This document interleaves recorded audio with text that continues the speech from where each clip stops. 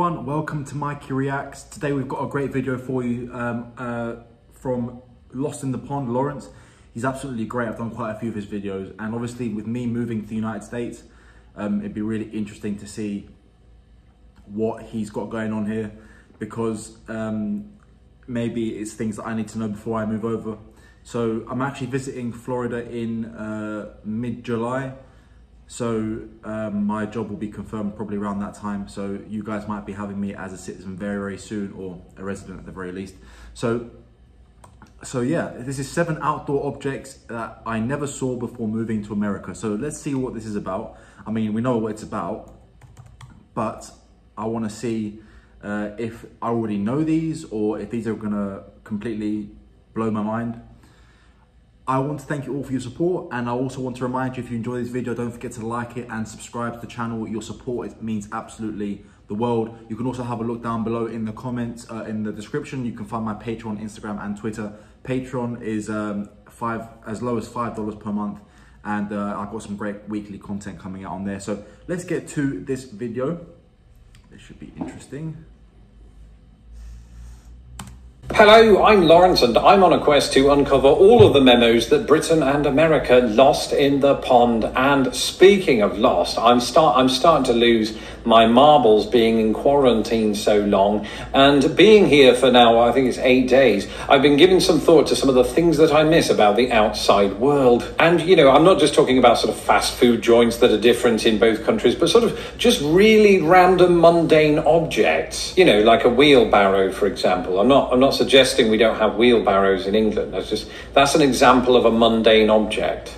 And I want to talk about specifically 7 of those objects that I hadn't seen until I moved to America. Okay.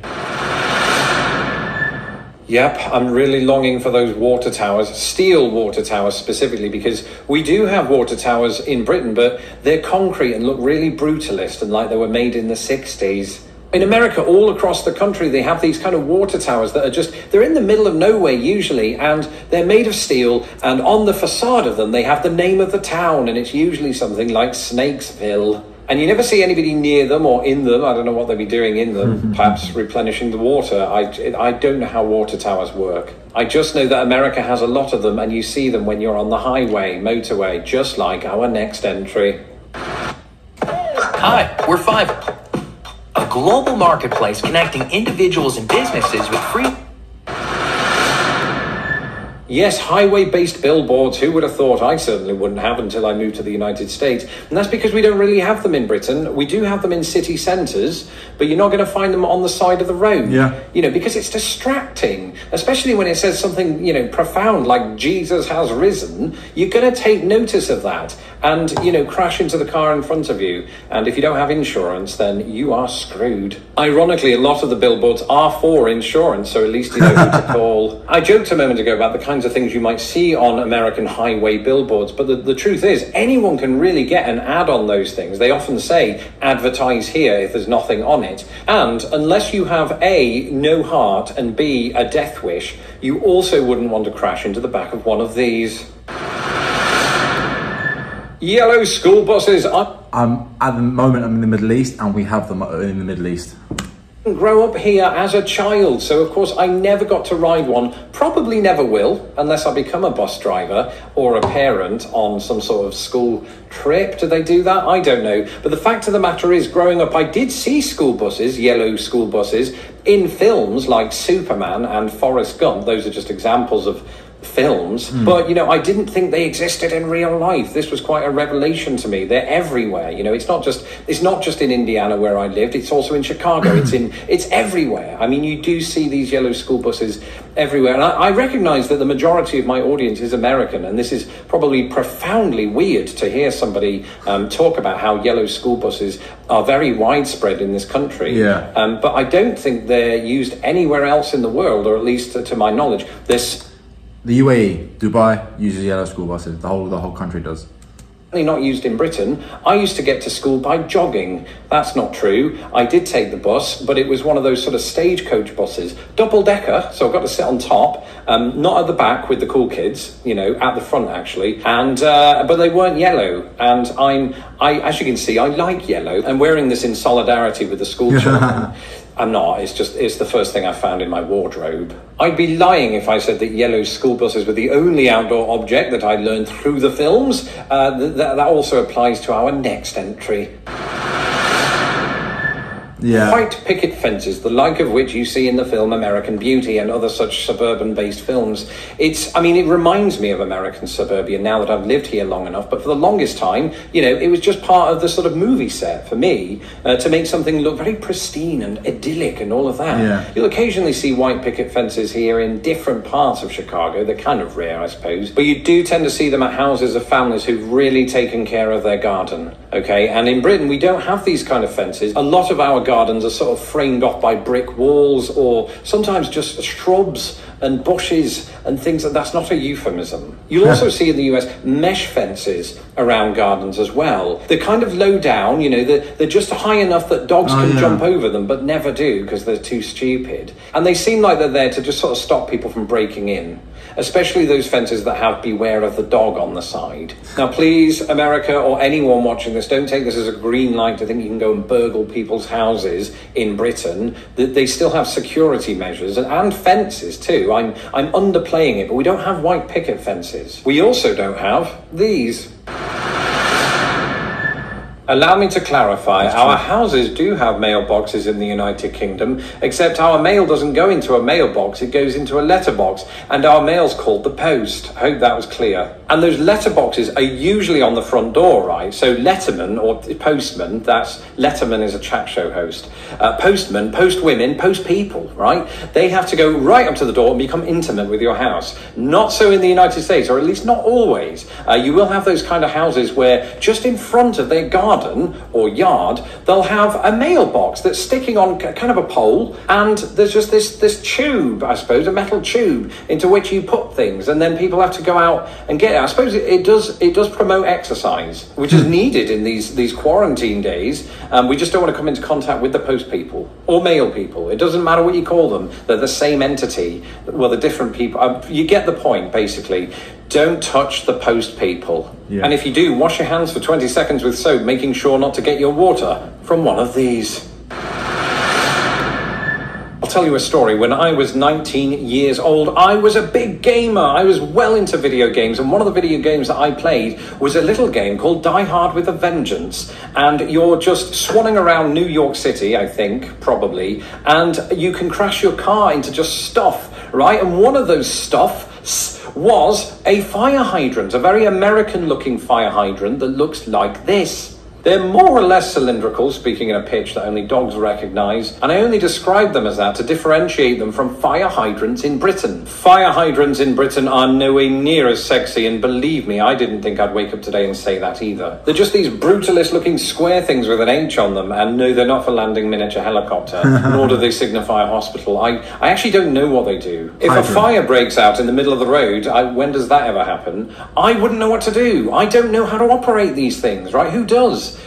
The experts. Whereas American fire hydrants are absolutely gorgeous. They kind of look like elongated fireman helmets. Was that on purpose? Again, for the benefit of the dogs. It can't have been, and I'm absolutely certain I wouldn't have made the correlation had I not been stuck in here for 8 days. Yeah. I'm going mad. How does the outside world look right now? Do people still have wind chimes? Do they still raise these?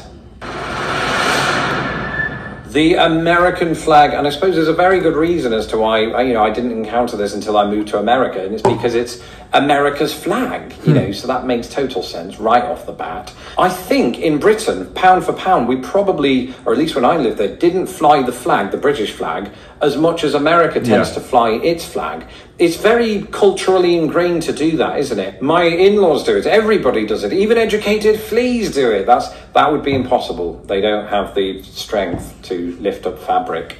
But they're bloody smart, hence being educated. I don't know how I got sidetracked there, but yes, the US flag is absolutely everywhere. Again, this is not just something you'll see in films, and I think there's an understanding that Americans are deeply patriotic/patriotic. How do you pronounce it? Let me know in the comments below. And it's not just outside of people's houses that you'll see these flags. You'll see them on the back of trucks. You'll see them hanging on sort of company buildings. Don't know why I pronounced it like that.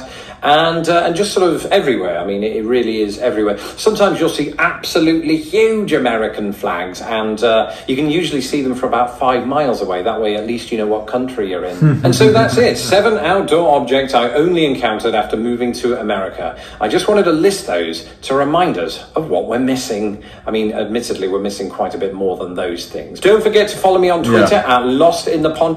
So, the fire hydrants in the UK, they're not structured. So basically where you see the H, actually underneath that there will be sort of like a manhole cover on the ground that can be lifted up, and the hose pipe will be attached to it underground.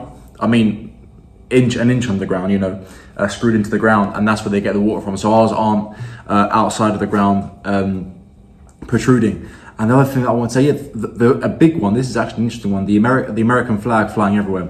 I think it's absolutely amazing. So in the UK, you very rarely get the British flag flying. People won't fly outside their house, for example, and businesses and even a lot of government buildings won't fly the American flag. And I find that very interesting. There was a movement a few years ago where a few people, not a few people, it was a movement of people, much like you have in the US during these like trying times, and especially the last 3 years. It was a movement of people that were calling for people not to fly the British flag or the English flag, predominantly the English flag. The English flag, if you don't know, is a white flag with a red cross, the St. George's cross, and that is for only England, but obviously the British flag is for the entire United Kingdom. So they were calling for it to stop being flown as much as possible because they deemed it to be racist. And I don't personally understand how the British flag could be racist. I think their argument was that so many people in the UK now aren't actually English or of English heritage. So obviously you have a lot of people from the Caribbean, from Africa. If I'm quite honest, it was mostly people from the Caribbean and Africa. A lot of Indian and Pakistani immigrants had no issue with the British or the British or English flag. It was very much a movement of, I believe it was primarily Caribbean and African immigrants. Actually the children of Caribbean and African immigrants, because the Caribbean and African immigrants themselves had no issue with the British flag or the English flag when having moved over here. It's now their children, as you very much see now in the United States, that it is the children of people who might have actually experienced some form of oppression, who are up in arms about it, and their parents are just living life and enjoying it. So that was a big thing, and there was a lot of fight back to it, and quite rightly so, because it's an absolutely ridiculous statement. But that's just what I have to say about that. I think the British flag should be flown in Britain as often as possible, far more often than it is now. And I really highly respect and absolutely love the fact that the American flag is flown very frequently, almost everywhere in the United States.